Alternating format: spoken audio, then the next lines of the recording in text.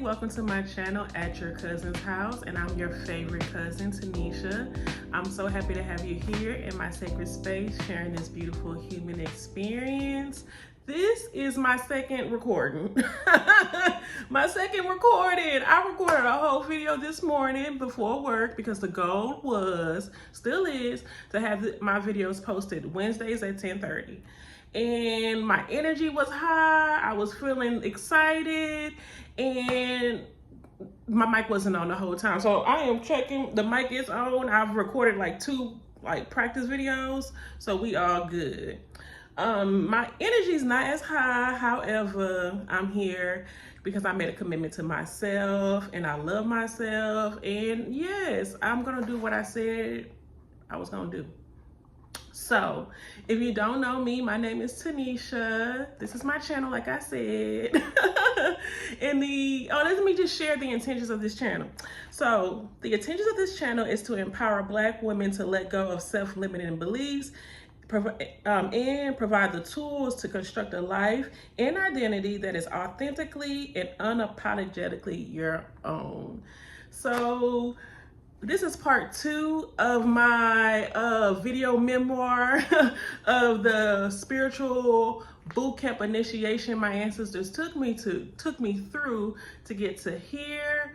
And before we get into it, I got to share something that I did, what the community did earlier today.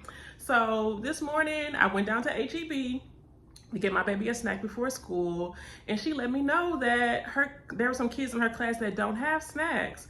And I was like, okay, and my money, you know, I'm on a budget. So I was like, okay, well, mommy got like $8. I can go ahead and help the children out. Because I learned that if all the kids don't have snacks, like they just don't have snacks. Like they have to watch other kids eat snacks. And that's so sad because I guess the teachers just don't got it. They just don't got it. And that's neither here or there. But anyways, I bought a little 20-pack of chips or whatever, and I told Aziza I'm gonna start buying more. I usually buy snacks like every 2 weeks with my paycheck, but you know, things are tight. I kind of wasn't it wasn't on the top of my mind. So I got my baby a snack. I got a 20-pack of chips or whatever, and I dropped off at daycare, came home, and I was like, you know what? I'm gonna make a post on Facebook and see if I can get some donations. Just tell them what's going on. Because recently my baby told me about one of her classmates that had to eat eggs every day over the weekend because her parents moved into a new apartment and they couldn't afford anything else. And that just hurt my heart, y'all. I cried a little bit from that story. And one thing about my baby girl, everybody gonna eat around Aziza. She don't play that. Even around here. If she go outside with a snack, she want to take snacks to everybody. I had to let her know, look, you can take some of these apples, but you ain't taking all these snacks out the pantry. You know, I love your caring heart, and I want to support you because I'm a caring and loving woman too. I mean, you came from me, but we ain't finna give everybody no Little Debbie cakes and all that other stuff. Apples, oranges, things that come in, you know, surplus. But I want to support her. I want to support the community because we already know so many budget cuts have happened over the past year in public schools, and I live in a working class neighborhood. So I posted, you know, my little story on Facebook and asked, you know, if anybody can donate $5 or whatever. I would love to stock the class up. Well, people donated, and I was able to get $60 worth of snacks. I'm so excited. I was so filled with gratitude. Yeah, I cried because people really pull through, and them babies don't have to struggle through hunger, you know, just to get to lunch. They can have a little something on their tummy, so when lunch comes, they ain't, you know, eating on a completely empty stomach. So I'm really excited about that. That was really encouraging and inspiring. And now I'm thinking, well, what else can I do with the support of my community? You know, what else can I help the babies with? Because it seems like we out here on our own, right? And we gotta, what they say, we gotta pull ourselves up by our bootstraps. Well, I'm gonna grab at least one of the bootstraps and help the community pull up the other one. So that's really exciting. I wanted to share with that. And let's get back to part 2, because I want to really give y'all these 4 tips on what you can do to really level up in your life and really take initiative and charge and become the main character of your story. Because often Black women, we play the director or the casting coach or set design. We ain't never the main character, especially us in the working class. We're taught to put ourselves last, that, you know, it's actually an honor to work yourself into the grave, and we ain't doing that. Not if you one of my cousins, we sure the hell not. But when we last started off, I had just got the IM from one of my coworkers to apply to the job. I was telling y'all how I was working on my energy. I was making sure I enjoyed my life. I was having picnics outside of the call center. I was doing all the things with the tools that I had to manifest the life that I'm living right now. And like I said earlier, I'm not at my final goal post or whatever. I'm not at the end. I'm at a checkpoint right now because now I'm looking to do more things. But crazy thing about it, at that time, the job position had us talking on the phones. And I took the job because it was better than where I was at. You know, I have been doing customer service for years, y'all, call centers in particular, and I was just tired of listening to people complain and yell and cuss me out.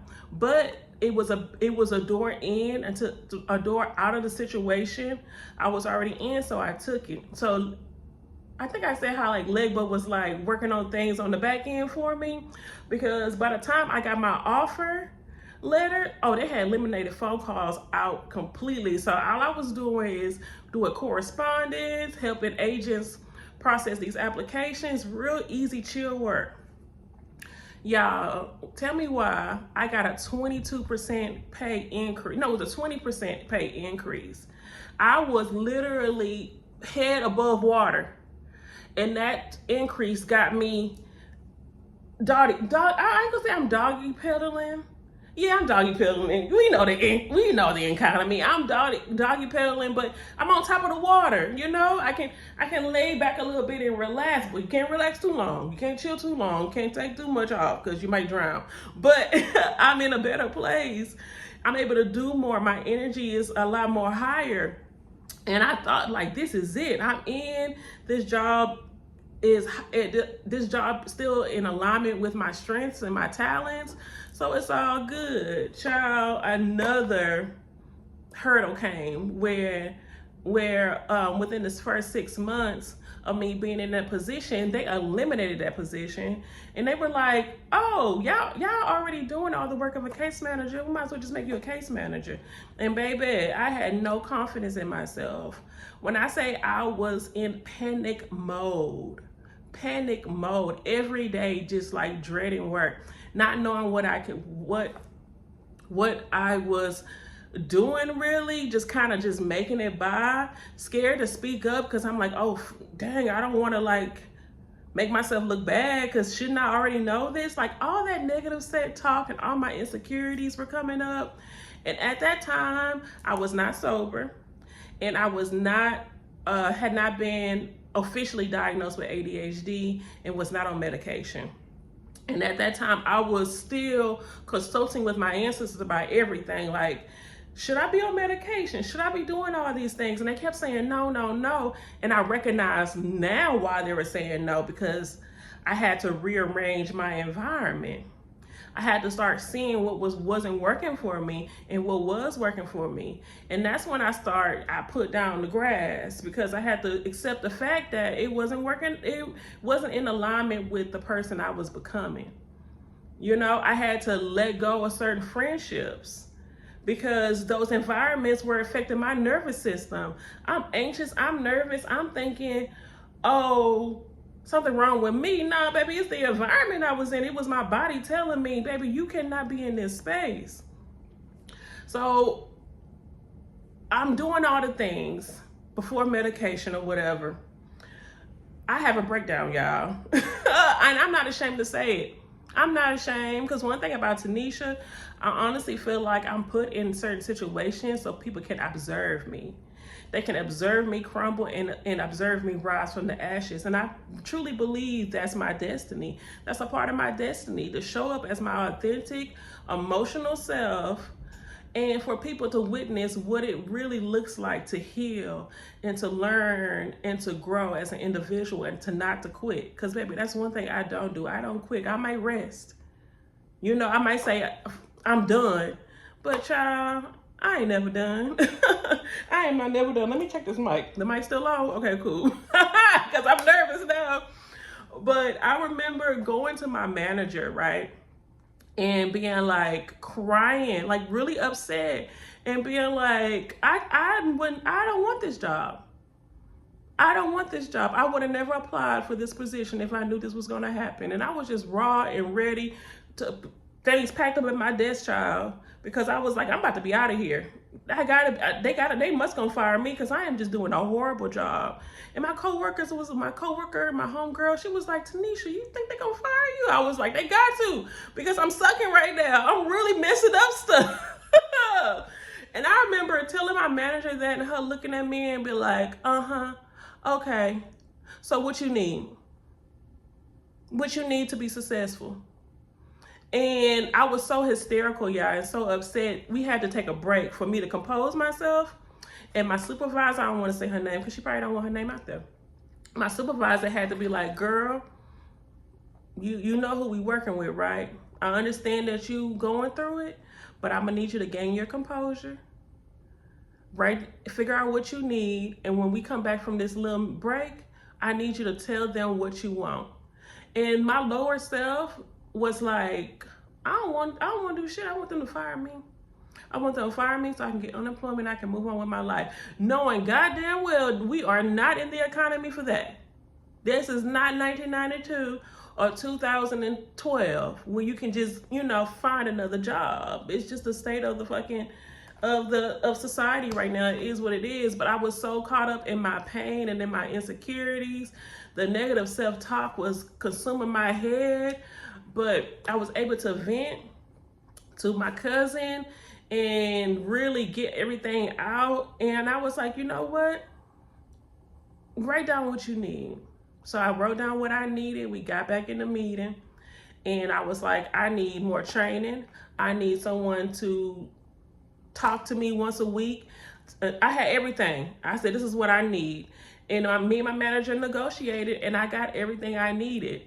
And I really think that was the point that I showed my ancestors that I had matured, because one day I was meditating and I was like, I felt like, go find a doctor. I went ahead and divined, and I was like, ancestors, I'm ready to level up in my life. I'm ready to really be professional and do the best I can. Am I ready for medication? I got a hard yes. When I tell you within a week, I had a doctor, got a diagnosis, got the medication. I have been on medication since February, y'all.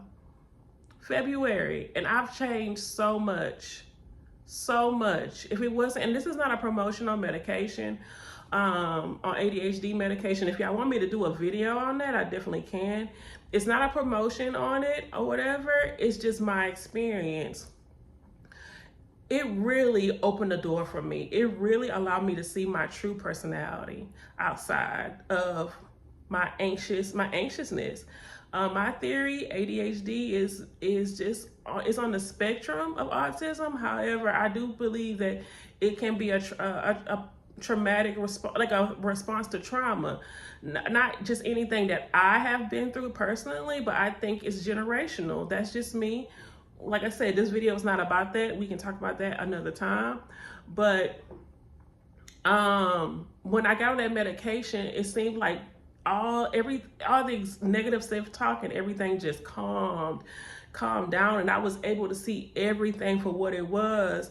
I was able to see myself and how I was presenting myself to the world, and I was just like, oh no, baby, it's time to get yourself together, get some outfits, and really love on yourself. I was able to stop smoking. I was able to let go and accept some hard truths. And I am doing so much better at work. Of course, I'm not perfect, but I am doing so much better than I was in February. And I'm really proud of the work I'm doing.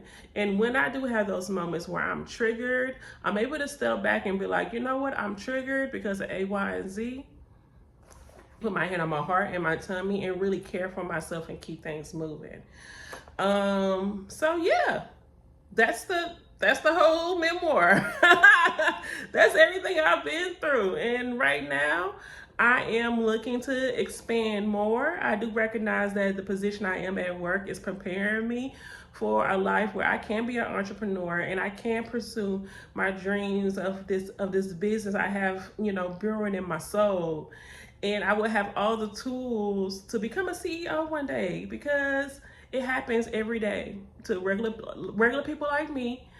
And I just gotta believe. So with that being said, I got 4 tips or advice that I've learned on my journey. And if you are inspired if you can relate to anything that I discussed here, I really advise you to try these things out. So number 1, find some support and learn some processes.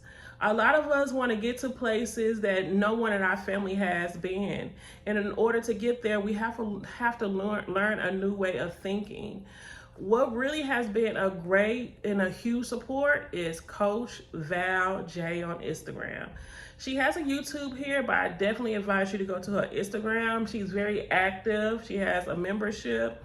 I was one of her first members, so my membership is just $5, but now it's $20 or whatever. And it's the best $20 you're gonna spend, especially if you're a neurospicy mama like me. She offers real processes. She's a life coach. She works as a life coach to single mothers through a nonprofit. So she is definitely skilled and she knows what she's doing. And she has a lot of cool things. So another person is Neuro Knowledge. He teaches esoteric teachings in a way that it just makes everything in life seem achievable, because anything is achievable once we get out of our own way.